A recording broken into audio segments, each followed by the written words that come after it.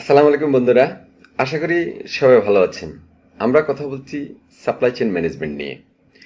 আজকে কথা বলবো একটা important factor, 3 wings of supply chain management. আমরা জানি যে কোনো কিছু ঘটিত হওয়ার জন্য কিছু উইংস লাগে, কিছু সেকশন লাগে। যেমন একটা ডিপার্টমেন্ট গঠন করার জন্য কয়েকটা সাব সেকশন লাগে, আবার কয়েকটা সাব ডিপার্টমেন্ট বা কয়েকটা ডিপার্টমেন্টের সমন্বয়ে একটা অর্গানাইজেশন তৈরি হয়। ঠিক তেমনি সাপ্লাই চেইন ম্যানেজমেন্টের বেশ কিছু উইংস রয়েছে, যেটা সাপ্লাই চেইন ম্যানেজমেন্টকে ইফেক্টিভ করার জন্য কাজ করে এবং সহযোগিতা করে।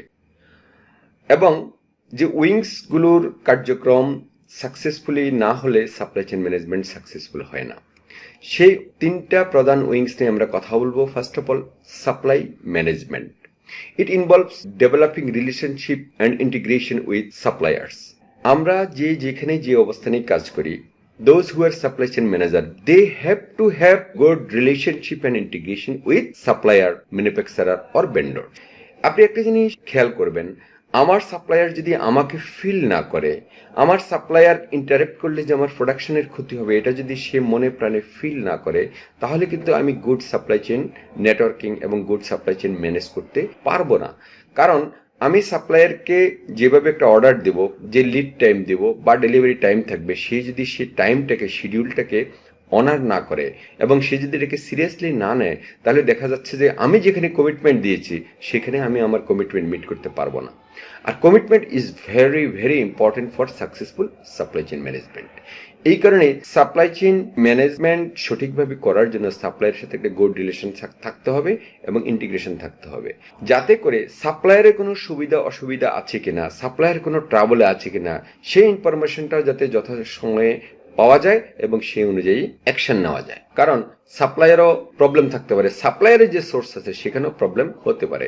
মোট কথা, সাপ্লায়ারের সাথে যদি একটা গুড রিলেশন থাকে, তাহলে সাপ্লায়ার দেখা যাচ্ছে যে একটা প্রতিকূল পরিবেশে হলেও সে যখন হার্টলি ফিল করবে, তখন সে আমার ম্যাটেরিয়ালস ডেলিভারি দেওয়ার জন্য যে কোনো একটা অল্টারনেটিভ ব্যবস্থা গ্রহণ করবে। আর সাপ্লায়ারের সাথে যদি আপনার গুড রিলেশন না থাকে, দেখবেন যে হঠাৎ করে ঝড় বৃষ্টি আসছে, সাপ্লায়ার বলে যে ভাই বৃষ্টির জন্য তো গাড়ি পাই নেই, ম্যাটেরিয়ালস পাঠাতে পারে নেই। অথবা আমার মার্কেটে আমার যে পার্টি ডেলিভারি, আমার র ম্যাটেরিয়ালস দেওয়ার কথা ছিল, সে তো সময় মতো ম্যাটেরিয়ালসটা দেয় নেই, আমি পাই নেই, এই কারণে আপনার মালটা ডেলিভারি দিতে পারে নেই। এটা যখন ডেট ওভার হয়ে যাওয়ার পর যখন আপনার এই ধরনের কজ দেখাবে, তখন you will be in big trouble.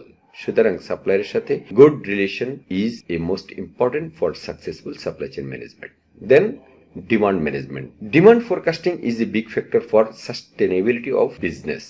আমরা সবসময় একটা জিনিস চিন্তা করি, আমাদের কাস্টমার যারা আমাদেরকে এক্সপোর্ট করার জন্য যারা অর্ডার দেয়, তারা কিন্তু এসে তারা তাদের মার্কেট সার্ভে করে, মার্কেটে কি ডিমান্ড আছে, তাদের কাস্টমাররা কি স্টাইল চাচ্ছে, কি ডিজাইন চাচ্ছে, সেই অনুযায়ী কিন্তু তারা সোর্স করে। এবং আমরা আমাদের কাস্টমাররা যদি নতুন কোনো ডিজাইন দেয়, সেটা অনুযায়ী ডেভেলপ করার জন্য আমাদের R&D, DPD ঝাঁপিয়ে পড়ে এবং কিভাবে সেটা ডেভেলপ করা যায় এবং কাস্টমারের ডিমান্ড ফুলফিল করা যায় সেই চেষ্টায় ব্যস্ত হয়ে পড়ে। কারণ আপনি এমন একটা প্রোডাক্ট ডেভেলপ করলেন যেটার মার্কেটে কাস্টমার কোনো চাহিদা নেই, মার্কেটে কাস্টমাররা চাচ্ছে না। আপনি একটা জিনিস খেয়াল করবেন, বর্তমানে বাজারে ছেঁড়া জিন্স পাওয়া যাচ্ছে। এটা কি জন্য? একমাত্র কাস্টমার ডিমান্ড ফুলফিল করার জন্য। কারণ কাস্টমার চাচ্ছে ছেঁড়া জিন্স। আমি নিজে ব্যক্তিগতভাবে জিন্স প্যান্ট কিনতে মার্কেটে গেলে বিপদে পড়ে যায় দোকানদাররা, কারণ আমি ছেঁড়া জিন্স পরি না।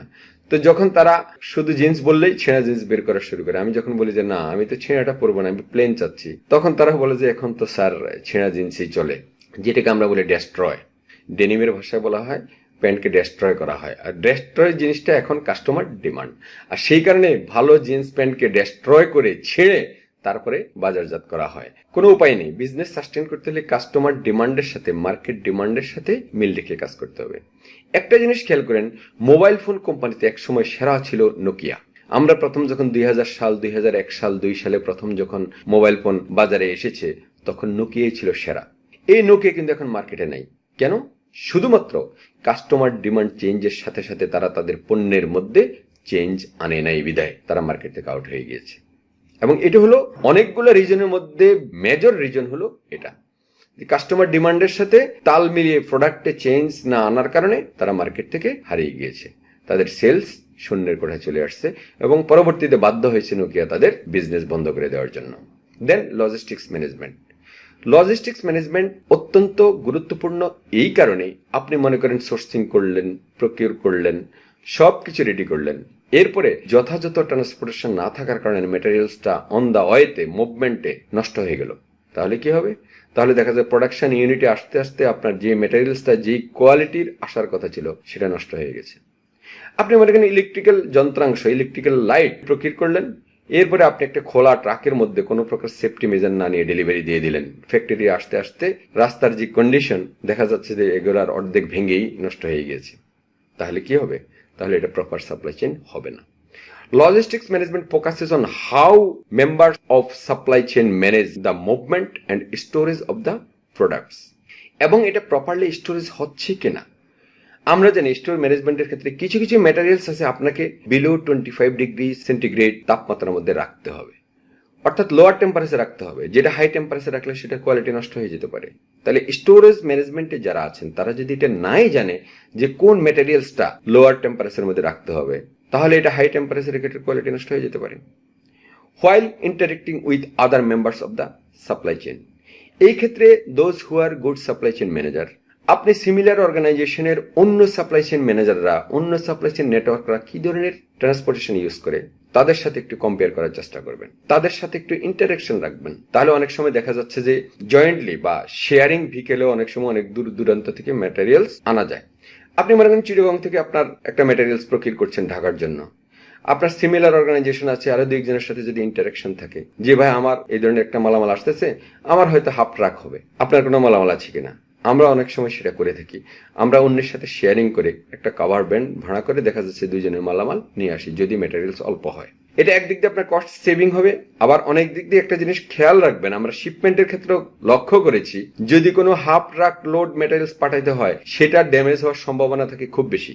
কারণ আমাদের দেশে যে রাস্তার মধ্যে অনেকগুলো উঁচু ব্রিজ আছে, উঁচু নিচু ঝাঁকানি আছে, যার কারণে কাভার্ড ভ্যান কন্টেইনার দেখা যাচ্ছে অনেক মুভমেন্ট করে। এই ক্ষেত্রে ভিতরে যদি মালামাল অর্ধেক থাকে তাহলে ভিতরে মালামালটা দৌড়াদৌড়ি খুব বেশি করে এবং একটার উপরে একটা পড়ে ভেঙে নষ্ট হয়ে যায়, কোনো সর্টিং থাকে না, কোনো অ্যালাইনমেন্ট থাকে না, কোনো দেখা যাচ্ছে যে আমি সাইজ ওয়াইজ লোড দিলাম কিন্তু ভিতরে অনেক খোলা জায়গা থাকার কারণে কন্টেইনারের ভিতরে মেটেরিয়ালস মুভ করতে করতে এগুলো অনেকগুলো নষ্ট হয়ে গেছে এবং সব অ্যাসর্টমেন্ট নষ্ট হয়ে যায়। সো দ্যাট এটা দুইটা দিক আছে, একটা হলো যে আপনার ম্যাটেরিয়াল সেফটির জন্য, ম্যাটেরিয়ালসের কোয়ালিটি ঠিক থাকার জন্য, আর একটা হলো কস্ট সেভিং হতে পারে। আবার অনেক সময় আমরা এমন করতে পারি যে আমার হাফ ট্রাক ম্যাটেরিয়ালস আছে, আমি আরেকজনের হাফ ট্রাক ম্যাটেরিয়ালস আমার গাড়িতে নিয়ে আসলাম, পরবর্তীতে সে আরেকদিন আসার সময় আমাকে আরেকটা টিপ দিয়ে দিল। এটা কিন্তু আমরা অনেক ক্ষেত্রে দেখেছি, বিশেষ করে কুরিয়ার সার্ভিস। আমি বেশ কয়েকটা কুরিয়ার সার্ভিস সম্পর্কে জানি যারা একে অন্যের সাথে শেয়ারিং করে ম্যাটেরিয়ালস মুভমেন্ট করে, এতে করে সে ভিকেল এফিসিয়েন্সিটাও পেল, কস্ট এফেক্টিভটাও হলো। সো দ্যাট যে তিনটা উইংস এর কথা বললাম, supply management, demand management and logistics management, এই তিনটা উইংস প্রপার সাপ্লাই চেইন ম্যানেজমেন্টের জন্য অত্যন্ত গুরুত্বপূর্ণ। আরো উইংস আছে, আরো ব্রাঞ্চ রয়েছে, সাপ্লাই চেইন এতেই সীমাবদ্ধ নয়, বাট এই প্রধান তিনটা উইংসের কথা বললাম। আশা করি আপনারা এই সম্পর্কে মোটামুটি আইডিয়া পেয়েছেন। এরপরও যদি কারো কোনো প্রশ্ন থাকে, প্রশ্ন থাকতেই পারে, তাহলে আপনার কমেন্টস বক্সে প্রশ্ন করুন, আমি চেষ্টা করব যথাযথ উত্তর দেওয়ার জন্য ইনশাল্লাহ। সবাই ভালো থাকবেন, সুস্থ থাকবেন, নিরাপদে থাকবেন, সবার উজ্জ্বল ভবিষ্যৎ এবং বেস্ট কেরিয়ার কামনা করছি। Thanks to all my followers and friends. আল্লাহ হাফেজ।